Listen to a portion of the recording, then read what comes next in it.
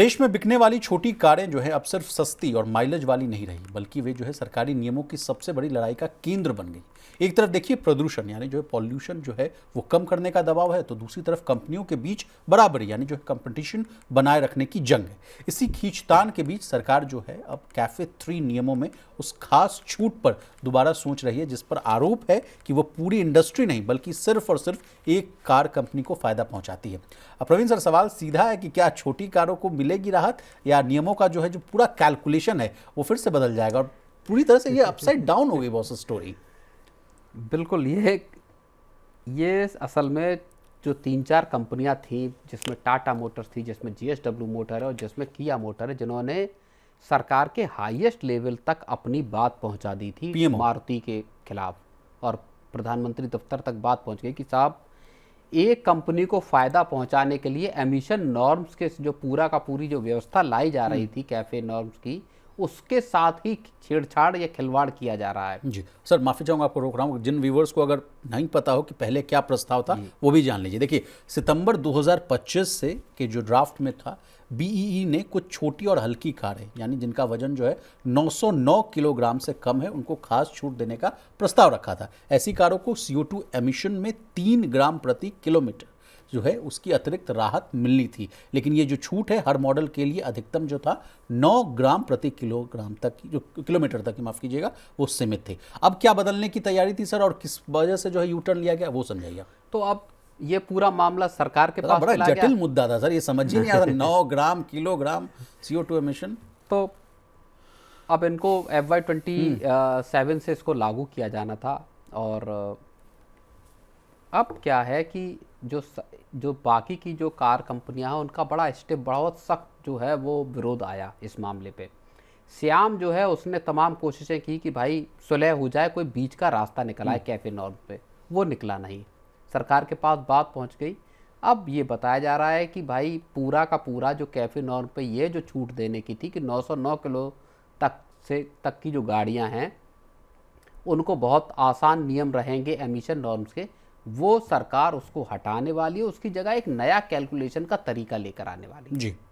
अब इस तरीके में क्या करेगी सरकार की साहब, जो 1229 किलोग्राम तक की गाड़ियां हैं उनके लिए तो एक लीनियंट व्यवस्था रहेगी एमिशन की, लेकिन उसके ऊपर की जो गाड़ियां उनके लिए स्ट्रिक्टर नॉर्म हो जाएंगे। अच्छा, तो एक तरह से इस पूरी की पूरी जो जंग छिड़ गई थी का ऑटो मार्केट में, उसमें सरकार अब एक बैलेंस का या बीईए एक बैलेंस को लेकर आती हुई दिखाई दे रही है, जहां जो 900 तक की किलो वाला जो पूरा जो नॉर्म था उसको हटा के इसको 1229 किलोग्राम पर लेकर आने की बात है। अब कार कंपनियां जो है 2 हिस्सों में बट गई थी, जैसा प्रवीण सर बता रहे हैं, वो डेटा को भी समझिए। देखिए, विरोध करने वाली कंपनियों की लिस्ट में शामिल थी टाटा मोटर्स, महिंद्रा, हुंडई, किया, JSW MG मोटर। और समर्थन करने वाली कंपनियां कौन कौन थी? ये मारुति सुजुकी, टोयोटा, होंडा और रेनॉल्ट। अब मारुति सुजुकी की जो दलील थी सर, उसको भी हम आपसे समझने की कोशिश करते हैं। देखिए, वो कह रहे थे कि दुनिया के 90% से ज़्यादा ऑटो बाज़ारों में जो है छोटी कारों के लिए जो है अलग अलग नियम है। उदाहरण भी उन्होंने खूब अच्छा दिया, कहा कि चीन में है 1090 किलोग्राम तक, यूरोप में 1115 किलोग्राम तक, कोरिया में 1100 किलोग्राम तक। जापान लगातार वजन आधारित जो है फॉर्मूला अपनाए हुए, अमेरिका जो है कार के आकार यानी जो फुटप्रिंट के आधार पर नियम है। तो इस आधार पर मारुति का ये तर्क दिया जा रहा था, जिसको लेकर रार छिड़ी हुई थी। अब इसमें जो बात कर दी जो की जा रही है, जो मैं समझ पा रहा हूँ उस हिसाब से अब आपने दायरा थोड़ा बढ़ा दिया कि ठीक है 900 रहने देते हैं, 1200 पे चलते हैं, 1250 के आसपास पहुंच जाते वहां। अब चूंकि उस कैटेगरी में अब ज्यादा गाड़ी आ जाएंगी, तो कुछ SUVs भी हो सकता है आ जाए।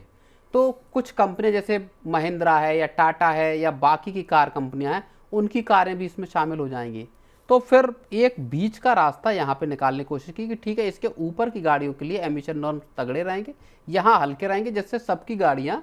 और इन जो बाकी की कार कंपनियां हैं, इनका तर्क सबसे बड़ा ये था कि ये जो अनड्यू बेनिफिट दिया जा रहा है, इससे सीधा सीधा फायदा मारुति को होगा, जिसकी 95% जो है गाड़ियाँ वो छोटी गाड़ियाँ हैं। मारुति का तर्क ये था, और बहुत वाजिब बात भी, मारुति का तर्क ये था कि साहब अगर हम गाड़ियों का वेट बढ़ाते हैं, बाकी चीज़ें करते हैं, तो इससे कॉस्ट बढ़ेगी तो कार की कीमतें बढ़ेंगी।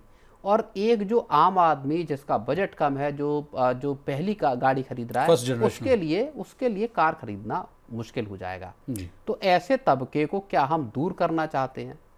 इस पे जो दूसरा तबका है कार कंपनियों का, उनका ये कहना था कि साहब ये छोटी हल्की गाड़ियां बना के सेफ्टी के साथ खिलवाड़ कर रहे हैं। मारुति कहना था थोड़ा बहुत तो सेफ्टी के साथ खिलवाड़ मान लो जो है वो जायज ही है, क्योंकि हम इतनी सस्ती गाड़ी दे रहे हैं। क्योंकि बहुत रेजिस्टेंस 6 एयरबैग्स को लेके रहा, जो रेटिंग है आपकी सेफ्टी रेटिंग, उसको लेके भी बहुत कंसर्न रहा। बिगड़े हालात में कैसे बनेगी बात? जनता को चाहिए एक ही जवाब, क्या टैक्स का बोझ कम करेगी सरकार? टैरिफ का डर जब तक नहीं होगा पार, मुश्किल में रहेगा कारोबार। रिफॉर्म के एजेंडे से पीछे नहीं हटना है, लेकिन आगे क्या? सबका मिलेगा जवाब जब 1 फरवरी को पेश होगा देश का बजट।